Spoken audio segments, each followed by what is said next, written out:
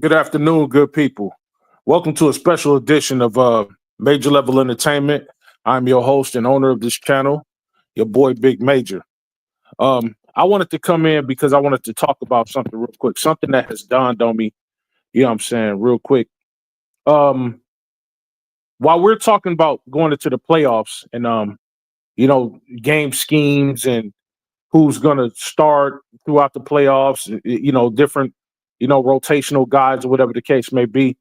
The one thing that I wanted to look into is the fact that we have new coaching staff now.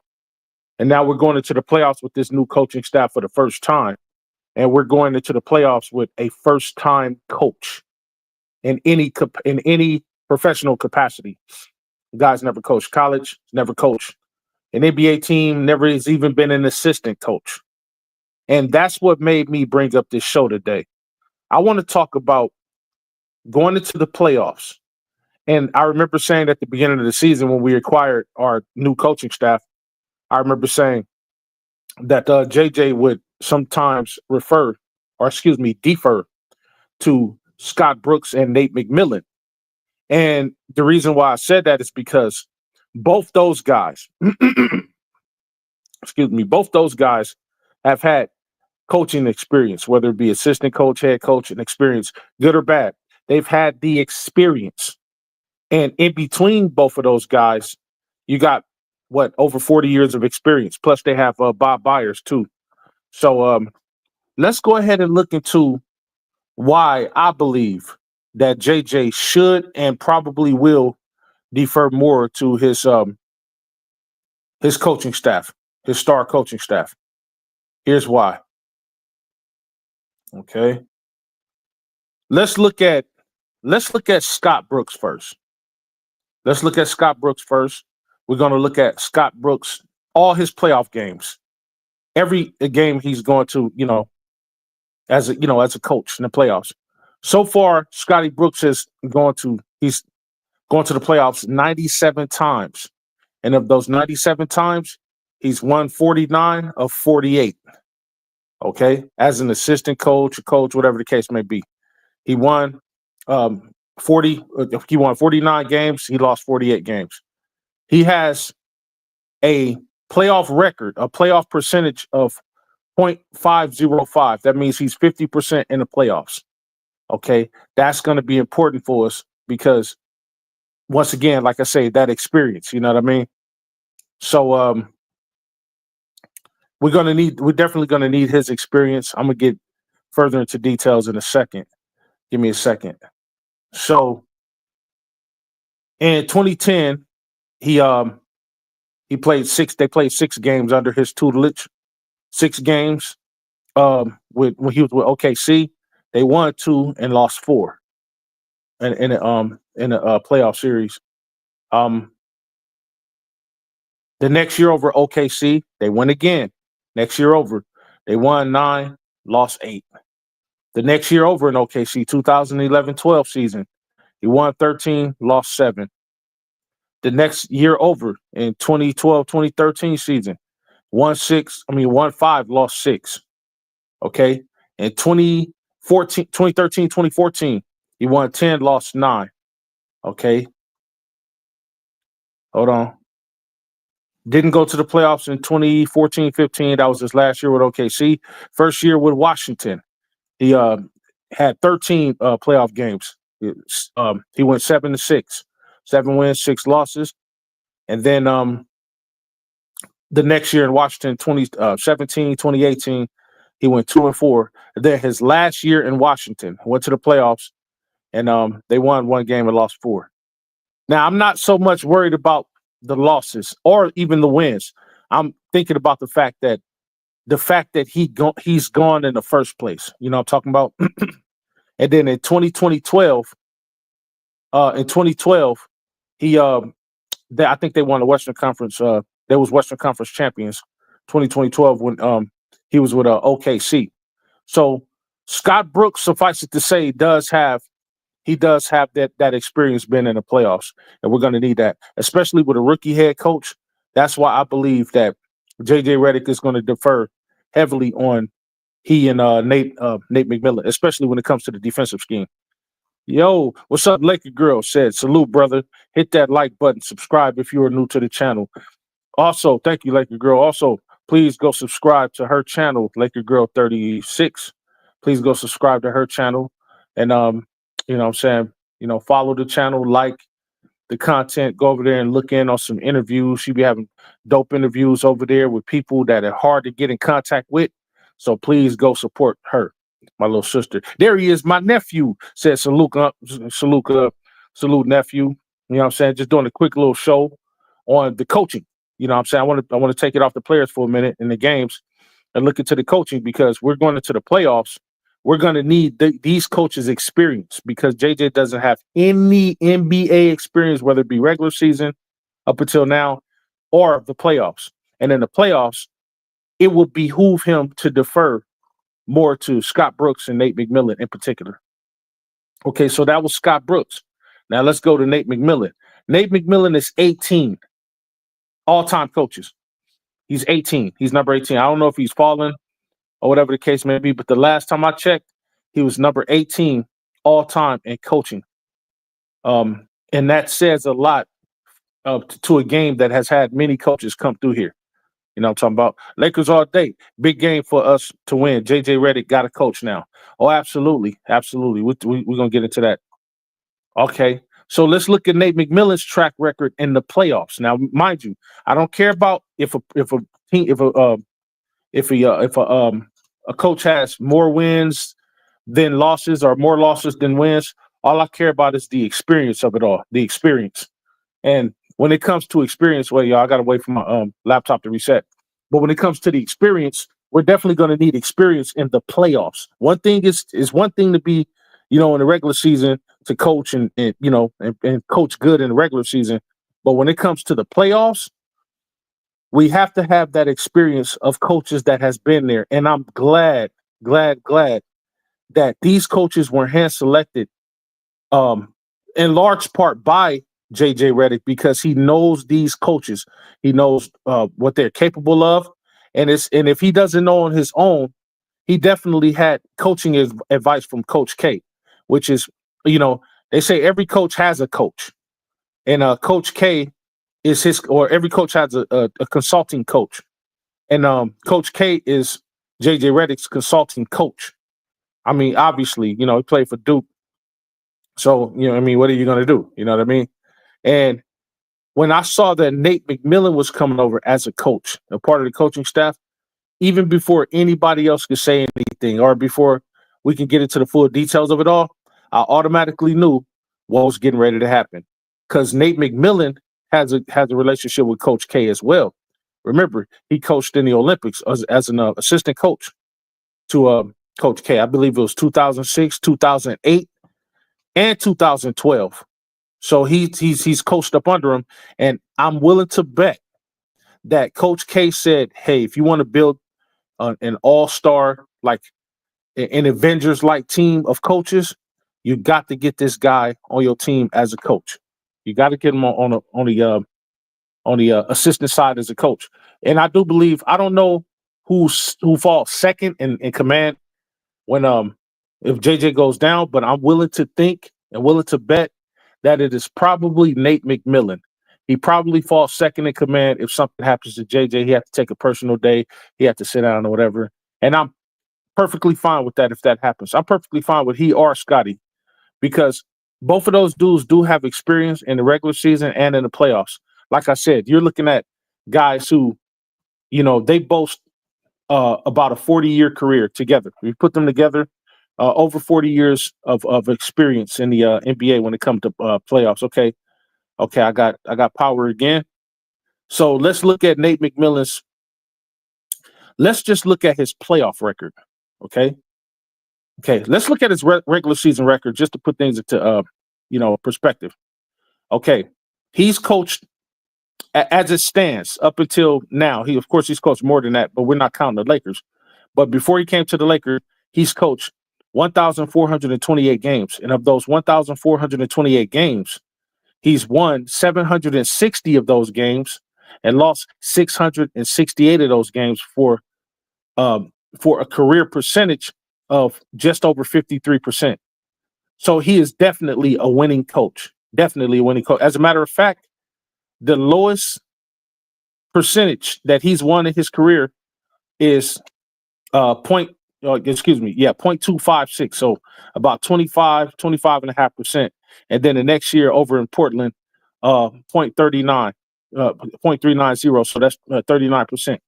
But here's his winning percentages.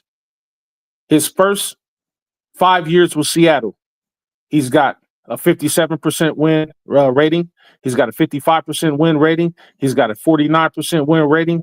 He had a 45% win rating. And then his last year with Seattle, he boasted his best win rating. They went 52-30 that year for 63%.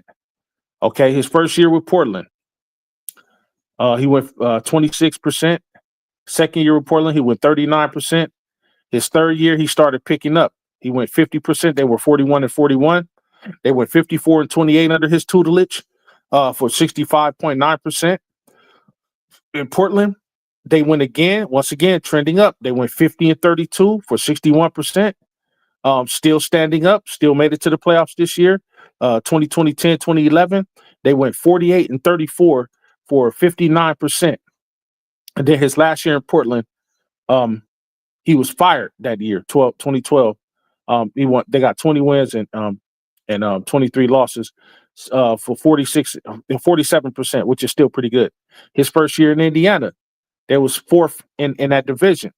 They went 42-40 for 51%. The next year over, once again, this is a trending up coach. He took Indiana to they went to the first round. They lost in the first round. They were second at that time. They were 48 and second in the Central Division. They were 48-34 for 59%. The next year over, same thing, 48-34 for 59%. Once again, they were second. Once again, they lost in the first round. Okay. His fourth year with Indiana, they were second again. Once again, they lost in the first round. It was 45-28 for 62%. Okay. His first year in Atlanta in 2020-21 season, that's the COVID season, I believe that is. Wait, no, that's not the COVID season. That's the year after COVID. They were first in the Southeast. They went 27-11 at that time. I think it was something had happened that year where he was cut short. He couldn't coach or whatever. But 27-11 under his coach, under his tutelage, and they went to the Eastern Conference Finals and they lost in the Eastern Conference Finals. He boasted a 71% win record. His very next year, he coached 82 games, 43-39. They were second in the Southeast. They lost in the first round. And then, of course, 2022-23, he was fired by Atlanta. So what am I saying, ladies and gentlemen? The guy can win. He can win. Now, those are regular seasons. Let's get to the playoffs, his playoff records, which is not too good. But like I said, we're not focusing on wins and losses here. We're focusing on experience. Now, here's the thing. His second year in Seattle, they went to the playoffs. They lost in the first round. Okay? No problem. His last year in Seattle, they went to the they went to the Western Conference Finals. The Western Conference semifinal, and they lost. That's the second round. So they lost in the second round. They missed the playoffs the next year, missed the playoffs next year. And then his last 1, 2, 3, 4. 1, 2, 3. So 2008, 2009, 2010, it took Portland into the playoffs. They lost each game in the first round. No problem. That's 3 times they lost in the first round, but he went to the playoffs 3 times. Okay. And then you got Indiana. He went to the playoffs almost every year from 2016 to 2022, y'all. So each time he went to the playoffs, lost in the first round, Indiana first year. Went to the playoffs, lost in the first round, Indiana second year. He went to the playoffs, lost in the first round the third year. Went to the playoffs, lost in the first round the fourth year. He took Atlanta in his first year, the 2020-2021 season, and lost in the conference final, the Eastern Conference Final. He took Atlanta to the Eastern Conference Finals in 2020-2021 season and they lost in the Eastern Conference Finals. And then the very next year, took them back to the playoffs, and they lost in the first round. Now, I know y'all hearing lost, first round exit, but I told y'all, I'm not paying attention to that. I'm paying attention to the experience. You have to look at it like this. Just about every time he's lost in the first round, when he was with Seattle, lost in the first round. What kind of talent did they have in that year? What kind of talent did they have all those other years? Who did Portland have when he missed the playoffs those years or lost in the first round in those years? You know what I'm saying? You got to look at he really haven't had anybody talented until Trae Young, and you saw what he did with that. Went to the Eastern Conference Finals with Trae Young his first year. You know what I'm talking about? Was Trae Young playing in 2020, 21? I think he was. I'm not sure. I don't pay much attention to Atlanta. But 2021, 2022 went to the playoffs. What that tells me is that no matter what, more often than not, he's going to get you to the playoffs, but it's on the talent to play the game. He's a defensive coach. That's mainly what he's known for. Now, with talent like Luka and LeBron, you know, and then they come up in some AR and stuff like that, just Luka and LeBron alone. A coach like that, who's a player's coach, who knows who can spot talent and say, you know what? Let me use your talent to your advantage. Let me use my defensive prowess my defensive knowledge to your advantage for the playoffs, because I know that defense, the intensity of the game is going to pick up, even though it slows down. The intensity picks up, but the cerebral aspect of the game, the cerebral aspect of the game picks up, but the tempo of the game slows down. And this is where defense is king in the playoffs. And this is where he's going to thrive. This is where Nate McMillan is going to thrive. So he's going to thrive when it comes to the defensive aspects of the game, no matter the size of the player, no matter if we're playing a team full of bigs or a team full of smalls. He's going to be able to set the defensive tone. Scotty Brooks's job is, since he's a player coach, he mostly deals with players and egos and stuff like that. His thing is going to be to kind of harness everything and keep everything in check. Don't let egos get out of line. If the coach sits you down, you got to sit down and understand it for the greater good. He has a knack for making people see the light, making players see the light. Okay, like we're sitting you down for this reason, because at this point, this is the playoffs. We're out of the regular season now. This is the playoffs. So how we play the game, how we win is predicated on how we play the game. And if it behooves us to sit you down in order for us to win the game, the grand scheme of it all, the name of the game is to win the game in the playoffs. So this is what Scotty Brooks and Nate McMillan is going to bring to the playoffs. And this is why I posed the question. You know what I'm saying? Could or should JJ Reddick defer more? He's been deferring a bit to them during the regular season, but he's also been able to kind of be left out there to kind of swim on his own. He has to learn. He's a rookie head coach, so you can't hold his hand. At the end of the day, he's going to call all the shots. But it's kind of like having two big brothers in your corner. Like, we're going to make sure nobody jump in. We're going to let you fight the fight, but we're going to make sure nobody jumps in. We got your back in this corner, got your back in that corner. Well, the playoffs is a different beast. The playoffs, it's all hands on deck. So I do believe it would behoove them. It would behoove the Lakers. It would behoove JJ Reddick, if he is as smart as I know he is, to say, you know what?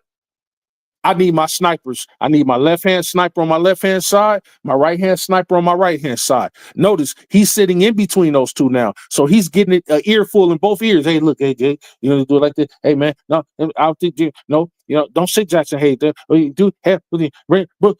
Rui back in the starting lineup. We need to. And in the playoffs, he better listen to coaches that has been there. Never mind their regular season records. Their regular season records are ridiculous. I just told you, this dude is 53.5% winner in the regular season. Nate McMillan ain't no joke, y'all. He's no joke. He's a hell of a coach. And he's been fired twice. He's been fired by Portland because they couldn't handle the fire that he was bringing. He was fired by Atlanta because the niggas wanted to be bitches and didn't want to take that iron fist approach. Thus far, they don't have a problem with him over here at Lakers. And I hope that niggas' egos don't get so far out of line that they throw away a good coach that could possibly back up JJ Reddick in the event that something happens. If I got to trust anybody, I'm trusting him with the reins. I'm telling you. Because history says you can trust this dude with the reins. Him himself being a premier defensive point guard and shooting guard at 6'5", 210, 215. He was Jordan Goodwin, pretty much, with better defense. He was y'all better go look up Nate McMillan, yo. I'm telling you, I got a lot of faith in it. When we couldn't get Sam Cassell or we couldn't get the other coaches I wanted, and I heard that he was on the table, I'm like, man, we better go grab him up. And I'm glad that JJ said, you know what? Because it was mainly his decision. And you know how I know it's his decision? Because Coach K is heavily influencing JJ Reddick. Remember, JJ played for Coach K. Nate McMillan, it was hand selected by Coach K for the 2006 FIBA World Championship team, for the 2008 Beijing Olympics, where they both won bronze and gold medals, respectively. Then he served again as an assistant coach under Coach K for the USA national team in 2012 Olympics. The nigga know what the fuck he doing. He knows what he's doing as a coach. And if one day, if he doesn't get head coaching here or someday or whatever the case may be, if Nate McMillan decides not to retire, he's already in his 60s now, he decides not to retire, I believe he can go somewhere and be a head coach to a bustling team. I don't want him to leave, to be honest with you. I want him to stay right here and retire as a Laker coach. That's how serious I am about this dude. That's why I'm so big on, in the playoffs, it would behoove JJ Reddick and Laker upper brass to say, you know what, JJ, I want you to fall back a little bit. It's going to be 60-40, 40-60. 40% you coaching, 60% they're coaching. You're coaching through them. So 40% is going to be coaching through yourself, excuse me, with minimal, feedback and input from them, from your coaching staff. But the 60%, you should be listening to them. First of all, they're two elders. Is number one. That's number one. They've been coaching in this game since before you got to the NBA. So it would behoove JJ to listen to Nate McMillan and Scott Brooks when it comes to the playoffs. I'm telling you, if he does that and we win a championship, y'all, more than likely, it's because those two coaches had a heavy influence on it. See, we talk about these players, we talk about Luka, we talk about LeBron, talk about AR, talk about this and that. But I don't want to forget about the coaching staff that put that mentality out there in the first place, y'all. I just want us to remember stuff like that. Jay the Scorpio, he said, we're in here, chat. What's happening? What the lick read, big dog? Hey, I'm just talking about the coaches, man. This no breaking news or anything. I'm just talking. I just had something dawn on me. You know what I'm saying? We're going into the playoffs and we're going to need that experience. JJ Reddick as a rookie head coach couldn't do it alone. Let's say he just had him and a bunch of nobody coaches or whatever, never been anywhere. We probably wouldn't even got this far. But now that we're this far, and more than likely we're going to stay within the 4th and 3rd seeds or whatever the case may be, we need to defer more to the coaches with experience for wartime. We've been winning the battle. The battle is the regular season, but now it's wartime, and we're going to need wartime generals who's been tried and true, who got bullet holes, who know where the mines are. We're going to need them to step up and help us get through the playoffs. We're going to need them collectively. And each one of those coaches has never had a star like Luka and LeBron before to coach.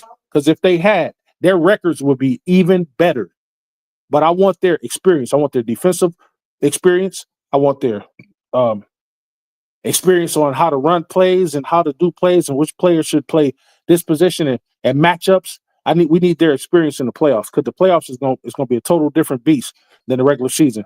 So that's why I'm kind of shining light on the coaches this year. JJ Scorpio said Reddick better. Best believe all the coaching staff in the playoffs will try JJ. If Brooks and yes, they're gonna have to shoulder more of the load. They're gonna have to. They're gonna look at him as a rookie head coach, forgetting that Nate McMillan and Scott Brooks is on the side of him. They're going to forget that. And I'm banking on them to forget that. Because they got a game plan nobody's going to know about. And I hope that they execute it the way that I'm saying. They should defer more to his senior coaches on his left and right-hand side of him. Trolling Bandwagon Alliance. Brooks and Nate McMillan sound like a law firm. Yeah, it is. It is Trolling Bandwagon. It is. It does. Brooks and McMillan. You know what I'm talking about? That sounds like if you come through here fucking round, it's going to be a lawsuit. You know what I'm talking about? A lawsuit on that court, on that ass. You know what I'm talking about? That does sound like a law firm. Cuba said, "Where you at, Lakers all day? You Lakers all day will put respect on the team you support and their players, jabroni. You know what I'm saying? Before I put my foot up in your drop kick you, my nigga. You know? Hey, man, he said what he said. I hope you listening, Lakers all day. Don't make me break you up here. You know what I'm talking about?" Lewis, he said, "What's good, Big Hunt? Get those likes up and subscribe to the channel. If you're new, tell a friend, a family member about the channel and share the channel." That's what, man. Yes, if y'all new, man, come in, submit to the channel, excuse me. I'm looking at the word submit. Subscribe to the channel, please. Subscribe to the content. If you're liking what you're hearing, man, I try to go live the next day after each game. Or if something special comes up that I want to talk about, I try to bring it up. I don't just do games over here. I talk about a bunch of different things. So, you know what I'm saying? Stay tuned to any of my shows that I might have coming up. In the off season, I probably have more non-sport shows than anything. But as it stands right now, the Lakers are playing. So I'm going to talk about my team every chance I get. So I just want to shine some light on the coaches, man. I got 3 viewers up in here, man. Come on, y'all. We can do better than that. I know you niggas ain't doing nothing. Y'all waiting on the game to come on like I'm waiting on the game to come on. You know what I'm talking about? So get up in here. You know what I'm saying? Listen in to your big brother, your cousin, your bro. You know what I'm talking about? Your best friend. You understand what I'm talking about? There he is. Lewis, he said the Lakers will win tonight. You got to believe. Now, I wasn't going to talk about the game tonight, because I want to talk about it afterwards tomorrow. I want to talk about it afterwards tomorrow. I want to talk about the review. I want to review it tomorrow. Win or loss. I want to review it tomorrow. So, but I will say this. The game, remember I was telling y'all, we have 2 important games. We have 2 important games left in March. One was the Grizzlies, and the other game was going to be Houston tonight. And remember, I told y'all why it's important, because they're both in the West. It's important that we stay up where we are in the West. We may not catch them, but then again, we possibly could catch them. It would go a long way toward us getting home court advantage for whoever we play in the first round, at least whoever it is that we play. So it's important that we stack these wins. I do believe that we can beat the Houston Rockets tonight. I do believe. And then we turn around and play them again next week, I believe, sometime. So we play them tonight, and then we play them again on April 11th. So we play them in about 2 weeks. It is imperative that we win one or both of those games. Now, as it stands, we have 1, 2, 3, 4, 5, 6, 7, 8 games left. And of the 8 games, we have 1, 2, 3. We got 1, 2, 3.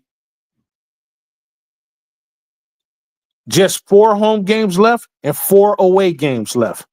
Now, in that 8-game span, we should at least realistically win 5 of those 8 games for a record of 5-3 going on the rest of the way out of the regular season.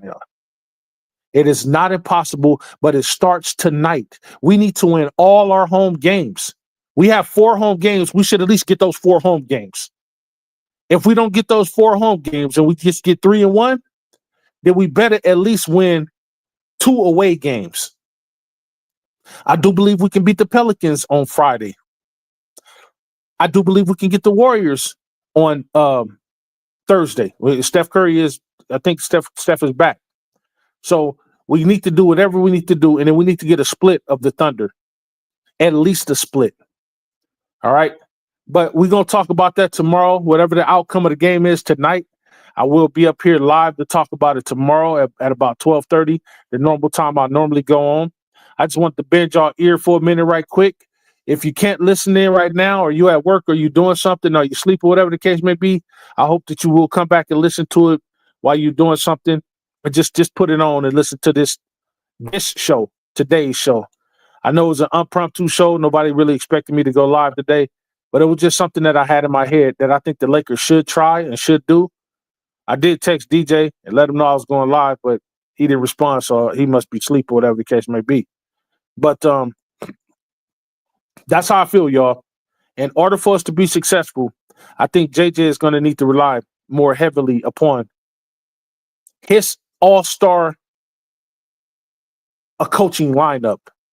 You know what I'm saying? He's gonna have to rely heavy on them. He got two snipers over there.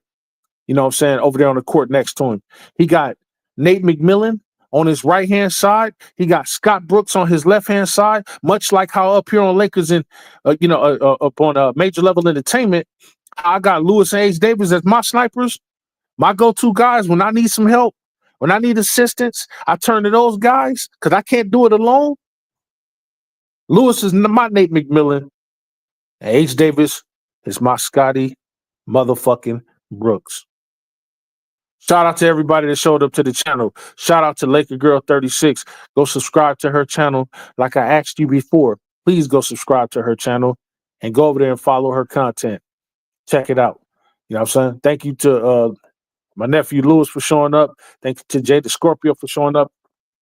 Thank you for Cuba for showing up. Anybody that has showed up, thank you. Thank you for always coming to support the channel. No matter how long the stream is or how short the stream is, I really do appreciate y'all support. As always, you know what I'm saying? Leaving this place. Go out there, be a blessing to somebody. Also, I pray that somebody blesses you in turn. On behalf of Major Level Mafia, it's your boy Big Major. I'm out. Y'all have a good day. And get ready for that game. Go over to Lakers in 5. Subscribe and go watch the game over there on playback. And then go up there and give you a take if it ever be so possible. All right, y'all. Peace and blessings.